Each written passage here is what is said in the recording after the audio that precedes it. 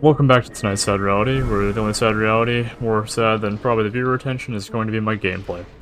Now, what do I have to talk about tonight? Fear. Like, raw, true fear. The things that we don't know, we don't understand, that we're terrified of, that we do not understand, but yet fascinate us.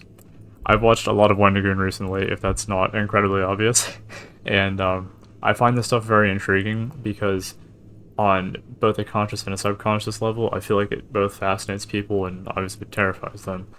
Stuff from small things to just like the fear of All the dark personnel to around the cognito please hazards. prepare to exit the submarine. And there's so many different ways you can incorporate that into a game, into a fantasy, into a story, into something that is worth consuming and just worth, I guess, sort of entertaining yourself with. And it's just a really cool idea to me, this idea of fear. So what better way to talk about that than with a game literally built around that. Now, obviously this game was very heavily inspired by SCP. If you ever played SCP, it's Secure, Contain, Protect. And the idea is basically you have these anomalous entities, and your goal is to escape this facility that you're trapped in. Now here, it's basically the same, but you're also kind of going in blind completely. I mean, maybe there's a little bit, I don't remember if there's a tutorial or not, but it's like doors, but it's a little bit higher stakes, higher pressure, might even say. And it's a really great game, it's very well made. But what makes it unique? I would say, for starters, it being both punishing, unforgiving, and also the lore side to it. That's always something really cool. One of Wendigoon's video that I remember watching a while back, I might have also like kind of fallen asleep to it. I have this really bad habit where I'll get home from work, I will pull up a YouTube video and I'll just like fall asleep in my bed listening to it. But it was called Mystery Flesh Pit. And it talks about it was a world building exercise that got taken to an extreme, where it was basically this national park that was made out of this like giant flesh monster thing. And this was made into like a whole world, almost, a story, reality that spans at least a decade. I love that ambient noise, and by love it I mean hate it. Usually I play with one AirPod in as well, so it's like much worse with both in, 'cause it's all the ambience. Like, how are you supposed to survive that, not having played the game? Like, seriously. You're just like, I mean, sure the lights shake, whatever, and I guess there's a bit of a clue here and there, but still, like, it's a game meant to be unforgiving, and I feel like that's half the reason stuff it gets people. Not to mention all the warnings that you see at the beginning of the game, like, thalassophobia, fear of the water stuff, is it thalassophobia something, trypophobia, I think is the fear of repeating patterns, like sunflowers and stuff like that, which is kind of weird. I'm not sure I fully understand that myself. I guess kind of the idea is like the flesh monsters in this game, and obviously jump scares and stuff like that. Whether it's the squiddles as they're called or the anglerfish, but it's a very well made experience, especially for playing super late at night, past 3 AM, trying to get an achievement, and just having a good time trying to figure it out. Now, when I was younger, I used to be terrified of the dark. I also had an overactive imagination, so I used to swear by that there were things in my room that would move, and I honestly do remember that to be the case. Now, me being 21, I'm like, ah, it was probably me overthinking something. But I swear I remember this thing with wings moving around in my room, and it was like creepy to me, a little freaky. And so, you know, healthy, and by healthy I mean probably a rational fear of the dark. I gotta look for the spark here. One of these doors will spark if it's the wrong one. That one sparked. Let's see if there's a spark. But so, there's a difference between healthy fears and like irrational fears, crazy fears. In the dark, I feel like is kind of reasonable because you don't know what's out there, especially like say you're out in the woods. I mean, I'm sure there have been plenty of games like that. So I'm thinking like Phasmophobia with some of the maps and that, which that's another great game. Probably honestly could have played Phas for this video. Either using a spark, am I crazy? Is neither of them sparked? It's 3 in the morning as always, so I have genuinely no idea what's going on for half of this. Do we just listen? That's not that one, I hear breathing. Okay. Good to know. I swear, if this is the wrong one, that's gonna suck. Okay, good. Anyways, yeah, difference between healthy fear and irrational fear, or sort of this idea of things you understand you don't understand, and then I think kind of the fear of the unknown plays into it. Uh, and a lot of it just has to do with, like, misunderstanding. It's like magic or anything else out there, but the way we interpret fear is simply just, we don't understand what's going to happen, and like, it terrifies us.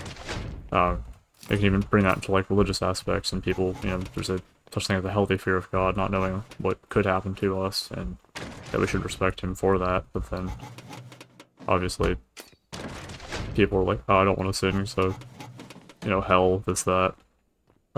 I'm gonna keep this away from religious stuff, but it plays into all sorts of aspects.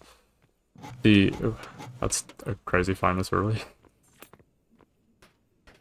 When I, you know, after the fear of the dark, the second thing I had, and this is probably the only phobia I have, is, shots of needles. I don't like that, I don't like seeing blood, and I'm very thin. When I was younger, I was convinced that, a needle could go straight through my arm, because I'm really am that thin, got noodle arms. So, sorry, focusing for a second. Whenever it came time to go to the doctor and I knew I was getting a shot, my heart rate would be jacked up the night before, jacked up the day of, and, honestly, there was just no saving it. There were times, too, where I would get it, and I'm like, I know it's totally fine, I can put on a good face, like, it's not gonna be that bad. But, following it, my blood pressure and heart rate, I think, both, like, tank, and then you kind of pass out a little bit if that happens. So, I would still say that's a fear, if that's the, like, there's a physical response to it, not necessarily just a, like, an emotional, like, oh, I'm scared of this response, if that makes sense. But, I feel like that's a few ways stuff like that can be perceived. If you see me looking behind myself, there's about a 1 in 62 chance that a wall dweller spawns out of nowhere, so I'm hoping that doesn't happen. You hear that? Yellow void. I think something is on its way. Can't hide in there. These are fun. I was getting beaten up by a wall dweller while this is going on. I haven't seen Yellow Void though in a minute. I stuck on that. Let me out, jeez. So, what makes a good jump scare? I think there's such things between, like... English is hard. There's a difference between cheap jump scares and, like, tactical jump scares, as I'll call them. And obviously the one everyone goes to is, like, FNAF YouTubers, like, when the bear appears for the 3rd time or something. But, if you know it's coming, I feel like it's more cheap, but if it's something like subliminal even, and you're just like, oh, I know it's coming, but I don't know when it's coming, something like that, then it's more scary. Take Subnautica, for example. People love that game for the terror aspect, not so much the horror. The idea simply being... So glad that's an ambient noise. But yeah, a game that is built because you understand things around you, you're more scared of them. Like a Reaper Leviathan, for example, if you read the data entry, it'll say as soon as you can hear it, it knows where you are, because echolocation, and it has these really loud roars. So, not to mention mixing that with, like, the really murky water, and, you got a recipe for something pretty terrifying. It was a game that I didn't really ever... Is it Chainsmoker? No, it's not. It's a lot of anglerfish for this early in the game, too, jeez. But, something like that, I feel like that's very well designed, you know? And you can take a game like this as well, where there's, like, these very subliminal horrors. Like, you kind of get an understanding of, a character by the name of Sebastian, what he's capable of in this game. But, you don't entirely understand his purpose until you complete one of the, I'm not sure if you consider it an ending, where you actually steal the AI parasite in the game by the name of Painter. And, gosh, I guess major spoilers, so don't say I didn't warn you. If you go through with all of that, at the very end, Sebastian stops you and actually kills you himself, whereas otherwise he kind of helps you, I guess, although the player's kind of a laughingstock in this game. You are what's known as an expendable. Which reminds me, I need to watch a movie called Mickey 17. I heard about that recently, my dad watched it, and a few friends said it was pretty good, so put that on my list. Anyways, you're expendable, and it's kind of understood that way. But most of the entities in this universe don't entirely understand that's Pinky. You also gotta pay a ton of attention in this game.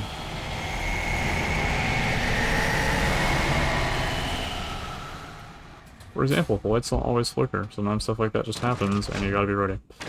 That's fun. And that sucks too, because like trying to talk to myself and focus, but this is a game I've played, I think probably 50 hours in the past week, so I can kind of like brain dead play this, and that's kind of the way I play it normally, is loot everything, spend 10 million years doing it, and get out maybe 2% of the time, so it's all great. Oh, hello Mr. Greenfish. So yeah, cheap and tactical, and just kind of your overall understanding of what makes something scary, influencing how scary it actually is. And you can take that from a physical level, something that you understand and can clearly perceive, and then like a subliminal, subconscious level, even down to things as some stupid like tripwire in front of you that's like, oh, this explodes, cheap jump scare. Yeah, I mean, to me that's cheap. So, thought I was hearing something ambient. I think I need a key card here. So, looking for that. I'm also trying to pay attention if there's any screaming in the background, obviously, for Pinky, and if there's any footsteps for wall dwellers. You gotta watch for tripwires at the doors, and all sorts of fun stuff. And also don't step on the grass, because otherwise you'll get a divine beatdown by the, what are they called? Environmental terrorists, something like that. I don't know if YouTube likes that word. But, anyways. Horror is such an interesting genre, too, because I think it's this fascination with things that inherently... I did that wrong. Yeah. There's either a void death or anglerfish death. I didn't see the void in that locker, even though there's one perfectly safe to the right of me. That sucks. Seems like you're gonna be I do have sleeping with the fishes. one death token, though, which I will actually pop here. It's my one run for the night. Back into the fire you go. Back to the fire. Anyways, where was I? My battery.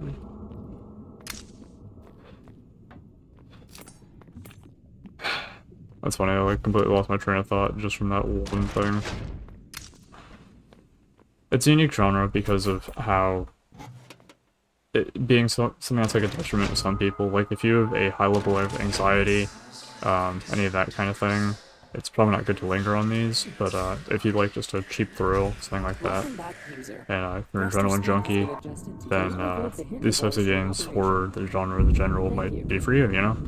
And it's funny too, because I didn't really watch horror movies growing up, I didn't really watch anything too scary, although I guess the irony in that is, Thor Dark World, I think it was, that movie, I think I remember kind of scaring me, because there were parts where the people in that movie would like die, and it was all, I don't know if it's like gory or just like the thought of like there being something inside of you, some like chemical substance, Infinity Stone, whatever. I guess it was later found out, but I don't know, that one really scared me as a kid, and that wasn't even really like generic horror for some reason.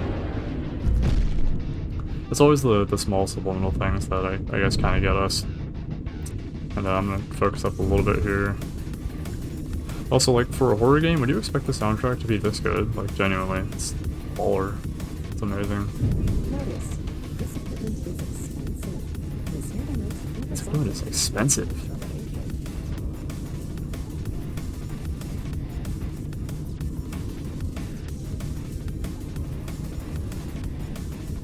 We need a danger call out. Nope.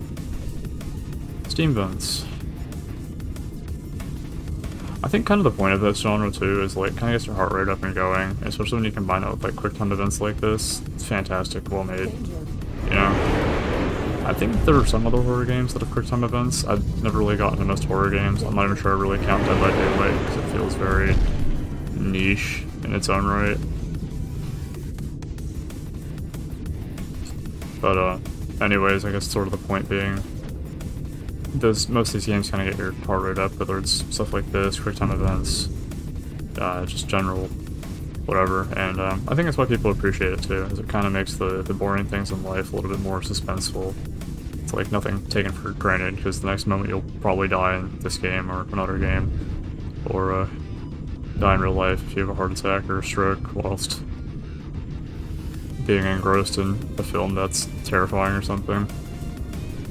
As far as I made it through that blade without getting a hit there. I'll just take the right path here. I know some people go left. I've always been a righty-tighty kind of guy.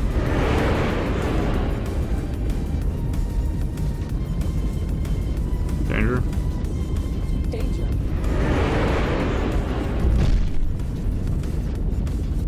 There we go.